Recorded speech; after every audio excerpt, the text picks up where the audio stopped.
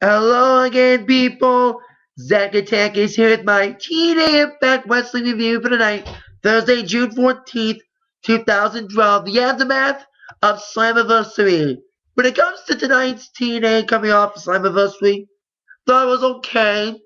You had a great X Division match, which I'll get to in a moment, starting off tonight. We have decent action, decent matches. We have a TV title match without interference, thank God, and a little bit of a weird finish involving Sting. Before we get to all that, let's kick these off with the X Division title match, which kicked off Impact tonight. Ultimate X match, of course, preparing for the Destination X pay-per-view. It was a triple threat Ultimate X match involving the TNA X Division champion defending, of course, Austin Aries defending against Chris Sabin and Zima Ion. This match should have been longer. A little short match, but it was still a great Ultimate X match. Very exciting, some decent spots. But I kind of knew there was an injury upon. When Austin Aries was throwing everybody off the top, including Chris Sabin, I knew he tweaked his knee by the bad landing. Kind of landed kind of like on a weird angle that sprained his foot. Of course, Chris Sabin just came back about a month ago from an injury like that, a knee injury that took him out for about 7 or 8 months. Finally came back recently, back in April, teaming up with Alex Shelley before Shelley left to go to WWE. Of course, there's been rumors Sabin's leaving in August. Was the injury scripted or was it a weird injury? But from what we're hearing, it is a weird injury. Aries and Zima Ion were left to fight it out since there was an injury by Sabin, but there was a decent spot with Austin Aries, Hurricane Ronnie, Zima off the top. And it was, of course, Austin Aries who won the X Division match, retained the championship in a very grueling, exciting, but short Ultimate X match. Well, it's TV, so what you expect? It's not pay-per-view. Speaking of pay-per-view, in Destination X, Hulk Hogan came out after Austin Aries was bleeping about his own match situation, about him being the main event guy, deserving to be the top guy in TNA.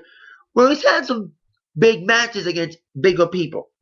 Samoa Joe and Slammiversary for the X Division Championship. He showed he can take on anybody in any division by taking on Bully Ray back at the last TNA pay-per-view before Slammiversary Sacrifice. Well, Hogan sees the fans as response. It sees Austin Aries as potential. Hogan made a proclamation, a proposal, should I say, saying, Austin Aries, you want a shot against the TNA World Champion at Destination X, the main event? You got it on one condition. You forfeit the X Division Championship. Because you can't have the champion in 2 divisions. Hulk knows better than anybody. Hello, he's the guy that lost to Ultimate Warrior. Ultimate Warrior was the WWE champion and the IC champion. So now it's want Austin to have the other title when, if he wins, the TNA title. Austin's got a week. And next week, big week.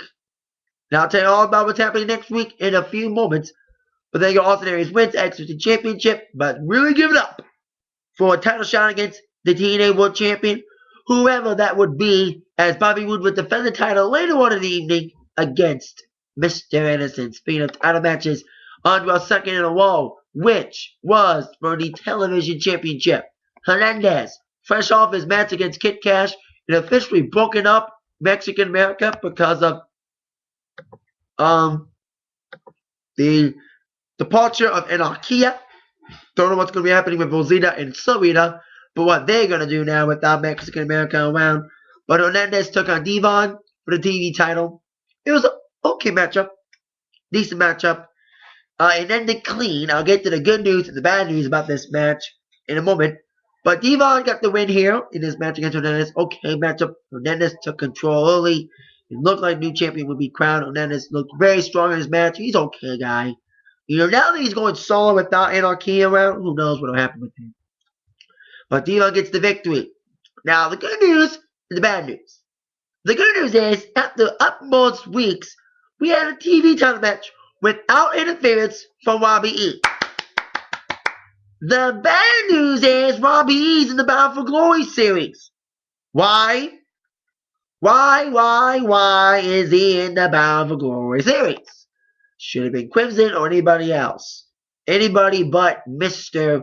Robbie E. But indeed, Robbie E is in the Bound for Glory series, and that was our next match, the Gauntlet match, that would reveal the people of the Bound for Glory series. Here are your Bound for Glory series participants: AJ Styles, Jeff Hardy, Rob Van Dam, Crimson, the aforementioned Robbie E, Kurt Angle, that's Magnus Crimson, a return, Pope D'Angelo De Niro. After throwing off the face of the earth, hopefully Pope D'Angelo De Niro makes a big impact in this Bound for Glory series. Also, Kaz, his tag team partner Daniels, Samoa Joe, the returning also as well, returning this past Sunday to defeat Crimson, James Storm. And also, Bully Ray. A lot of intriguing scenarios with Bully Ray getting eliminated by Abyss, who was underneath the ring. Of course, Abyss isn't officially in this. AJ inadvertently hitting Angle and getting themselves both eliminated by Daniels. See what happens with AJ and Dixie. I'll talk about them in a moment. But the big winner was James Storm winning the Gauntlet match, kicking literally the hell out of Joe out of the ring. And James Storm gets the first points of the Bound for Glory series, getting 20 points. Bobby Roode won the Bound for Glory series last year. And will it be irony if James Storm were to win this year? Of course, he's back after a few months off after the match. Talked about finding himself, but now he's back in action for the Bound for Glory series. Will he win it? We'll find out. Now, if you were paying attention to my counting of people, there's supposed to be 12 guys. I said 11. The 12th man would be determined by the outcome of the TNA World Title match later on in the evening. The loser would be the 12th guy. Who would be that 12th guy? I'll get to that when we get to our main event. Now, like I said, James Storm getting the first points. Good to see him back. Our next match was the only non-title match of the evening, besides the Gauntlet, which was between the new TNA Knockouts champion, Brooke Tessmacher, Miss Tessmacher again, taking on Madison Wayne, the BFF of Gail Kim. Now, Tessmacher, I know a lot of people have been critical about her, about not being ready, about being too green to be a TNA Knockouts champion. In this match tonight against Madison Wayne, she kind of proved some point. She's got a long way to go to really prove that she can be a big player as the TNA Knockouts champion. But it was a decent matchup. Like I said, I don't need to repeat myself when it comes to the knockouts. But it was an okay matchup. Madison may be distracted by her little secret crush. But Brooke Tessmacher got the victory after a killer clothesline. Of course, Tessmacher may have the title very short. As next week, there was a little bit of confusion. I was watching the TNA live stream online. They said tonight was open fight night. Well, it turns out next week is open fight night. And during the open fight night, they always have a title on the line. Last open fight night, the TNA World title was on the line. This time round, it'll be the Knockouts Championship that'll be on the line. And 4 women will be determined to fight for that title. Brooke Hogan, the executive, would choose that. And one of them will not be Gail Kim, who was kind of mad. She would be considered over 4 of the women. If I was to guess, the 4 females that would be qualified for a title shot, easy.